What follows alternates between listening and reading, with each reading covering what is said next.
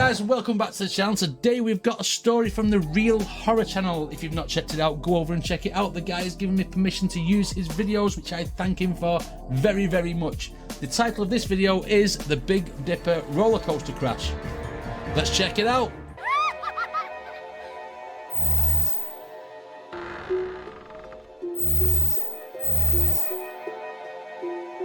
Okay, we stream this live on YouTube as well, so if I talk to anybody in there, that's why I am talking to someone. It's not that I'm talking to myself.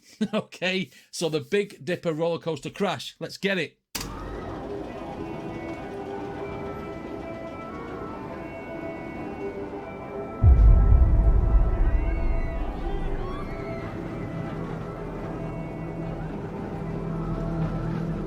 On the 30th of May, 1972, 3 carriages on the Big Dipper roller coaster at the Battersea Fun Fair in London, carrying mostly children and teenagers, began unexpectedly hurtling backwards down the track before derailing and smashing into the hoarding below, claiming the lives of 5 passengers and injuring 13 others in the process.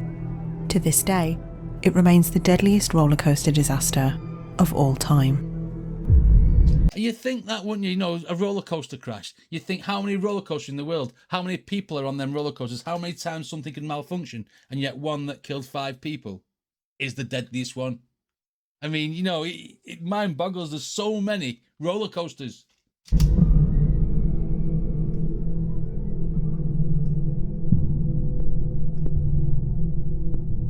The Big Dipper roller coaster was part of the Battersea Fun Fair and was located in London's South Bank.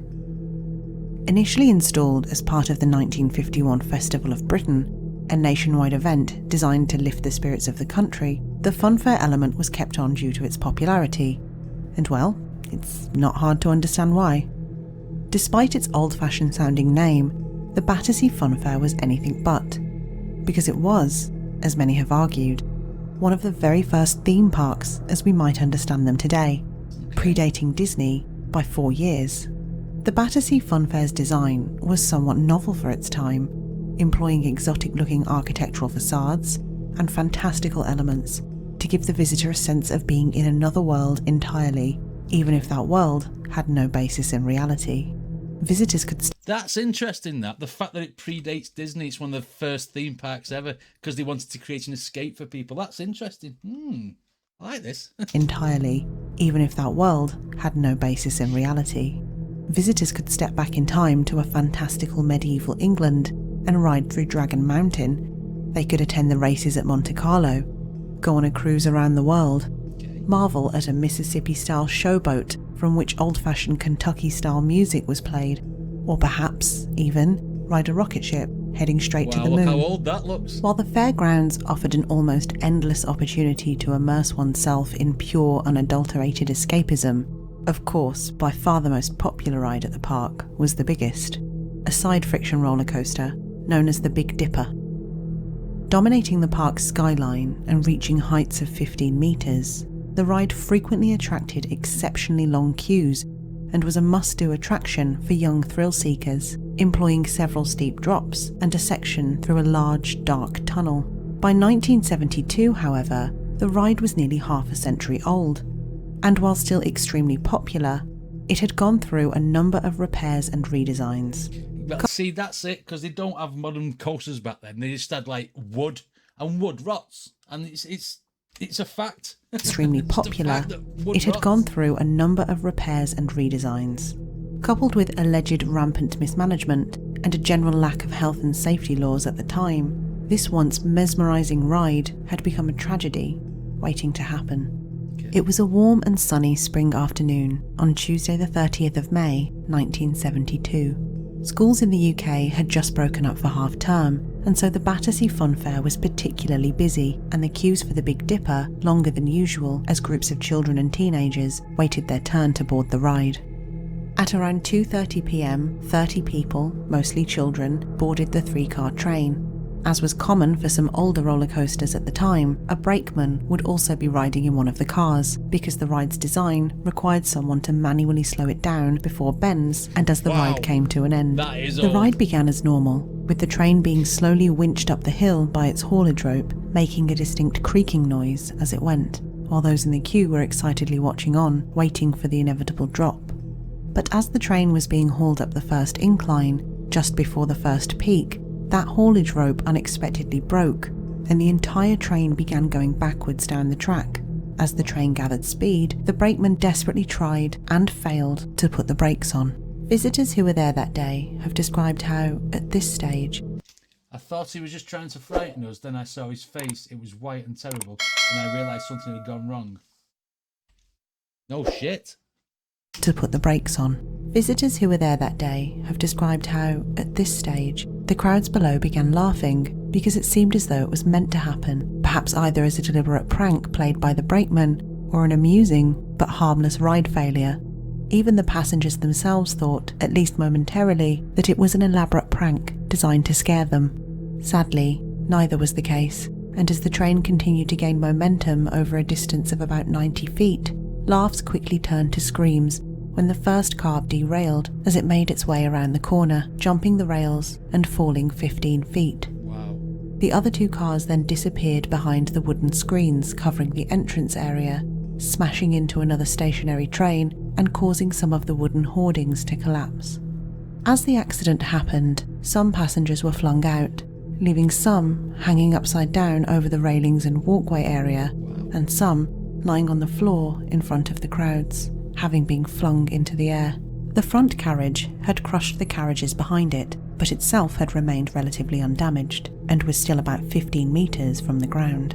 One 15-year-old girl who was on this carriage became shocked and dazed and made for the wooden walkway and handrail to steady herself. At first, she began screaming that she wanted to get off, but then she saw her friend who was covered in debris. Unfortunately, in moving to help her, the structure gave way beneath her feet, and the girl fell to her death.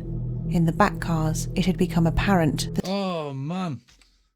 That's sad, isn't it? I mean, obviously, the whole story's sad anyway, because people have died on this roller coaster and it snapped, etc.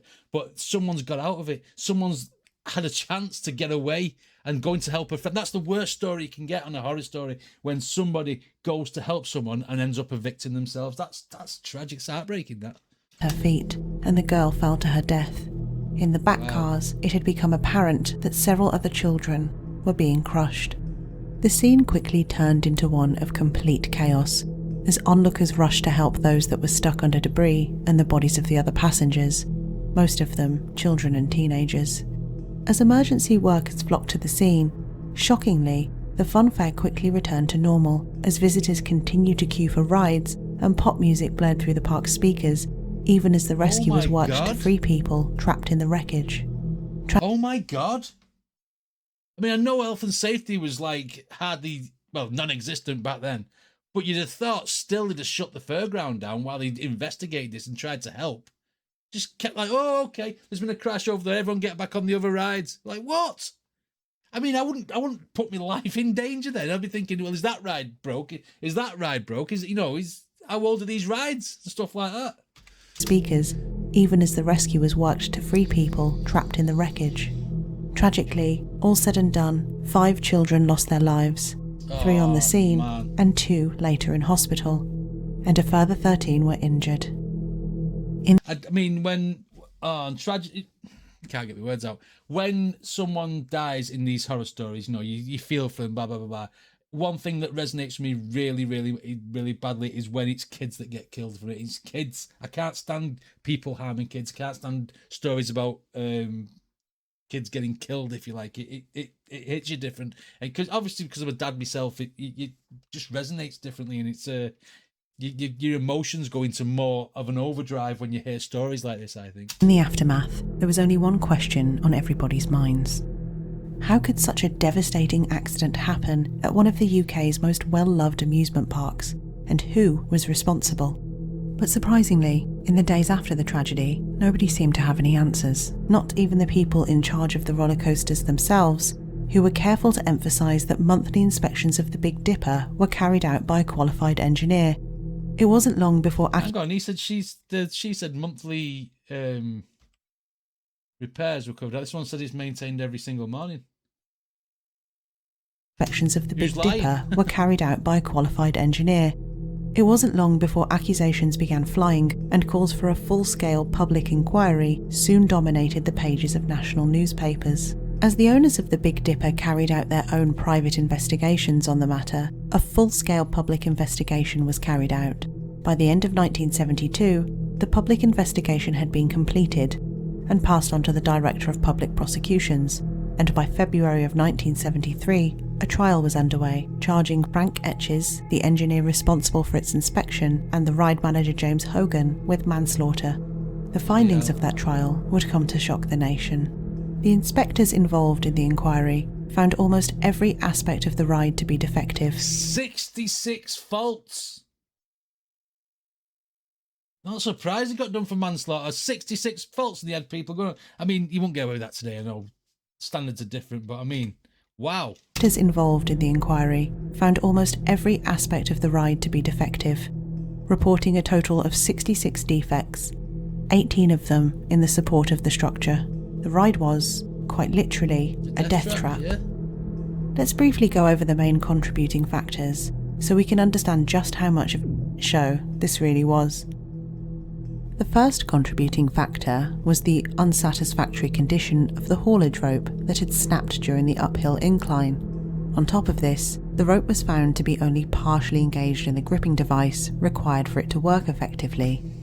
The second contributing factor was the poorly maintained safety devices. Roller coasters of this type were built with arresters, also known as dogs, and these could be used as brakes should a train start to go backwards down a slope.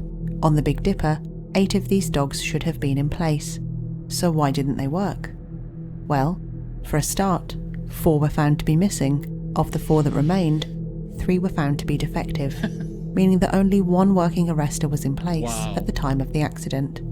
Unsurprisingly, that arrestor snapped under the weight of the train as it hurled backwards. The third contributing factor was the condition of the structural work, which was described as deplorable. Significant rot was found to be present in 5 separate places, as well as excessive algae growth on the walkway on which one of the engineers had slipped while carrying out their investigations. It was on this defective walkway that the young girl had fallen through when she had been thrown out of the train. The fourth contributing factor... Hang on. They said she was shocked and dazed, maybe this, and she went straight through. I wonder if she slipped on algae that they were talking about. Tell you. That the young girl had fallen through when she had been thrown out of the train. The fourth contributing factor was the misalignment of the track along which the train was hauled. Really? It was this that had caused the derailment, which had thrown the passengers out of the train car. There were also a number of other indirect, but no less important, contributing factors too. For example, it was found that the roller coaster had suffered a devastating fire in 1970, and that parts which were more than 50 years old at the time had been purchased as replacements. Furthermore, prosecutor Henry Powell also claimed that the employees working on the roller coaster were nothing more than teenage boys without training of any sort. So it's cheap and cheerful, buying old stuff to fix the roller coaster, then getting the cheapest possible labour they could to fit that stuff. Right. Cheapest. When you're dealing with the public, when you've got people lives at risk, you can't go cheap. I suppose this is one of them many lessons that people go through to make like fairground rides safer. That's probably what that is. On the roller coaster were nothing more than teenage boys without training of any sort. A former Big Dipper employee would testify that both management and employees were drinking and using drugs while working, and that a very similar incident had in fact taken place the year prior, causing a passenger to fracture their arm. Now, if you're wondering how the ride could have been allowed to get into such a condition even with regular inspections, you're not alone. The answer to this can get quite complicated, but it basically boils down to how fairgrounds were governed at the time. Long story short, they weren't really. There was a voluntary code of practice for some types of fairgrounds, but these were full of loopholes. Regular inspections by a qualified engineer were recommended, but how often, what type of engineer, and what constituted qualified was mostly up to the individual owner. It would be these poor health and safety requirements that would be used as the main defence throughout the trial, and in November 1973, both the structural engineer and the manager of the ride were acquitted. While the structural engineer had certified the ride as, quote, structurally and operationally sound, the judge had contended that this assessment only applied to the train and its cars when they were stationary, and it did not mean that he was responsible or even obliged to test and certify the mechanical side of the Big Dipper. Hang on. Those cars get attached to the rope. The rope is part of the maintenance. Not the structure, it's part of the maintenance for the cars. It wasn't on the pulleys properly. So yeah, no, they should have been had the book thrown at him. The ride's manager was found not guilty because the jury decided that, as a former fitter's mate, he could not be expected to have sufficient knowledge to ensure the ride's safety. While the Big Dipper itself was dismantled after the accident, and some of its parts used for a smaller ride, the park itself remained open. But inevitably, the fair's popularity rapidly declined, and it was forced to close in 1974. While the Battersea Funfair disaster did trigger a chain of events that would eventually lead to a number of changes in the law, change was not as immediate as you might think. It would take nearly 2 years from the accident for fairgrounds to be brought under health and safety law, which had then been reworked to cover members of the public. Despite being the worst rollercoaster disaster of all time, even to this day, very little remains to suggest that the fairground ever even existed. However, as of May 2022, a tree was planted to commemorate the disaster's 50th anniversary, and there are further plans for a more permanent memorial underway. Still, while many have dubbed the event Britain's forgotten disaster, for the family of the 5 children who lost their lives and the traumatised survivors, the Battersea Funfair disaster no doubt remains as alive and as real as ever. Wow. Health and safety, people. Clearly there was none back then. I mean, how them people got away with that, I don't know. I mean, the structure, they should have been done for the structure when they said they're not doing them for it, because you've got an old roller coaster that's had fire damage. You've got like snotty kids fixing it. You know what I mean? People of 15, 16 years of age fixing the roller coaster with parts that are old, and then you're not going to get done for that. Just doing it on the cheap. I think that could have been absolutely avoided. Oh, anyway, if you like my videos, then please hit like and subscribe, and I shall see you on the next one.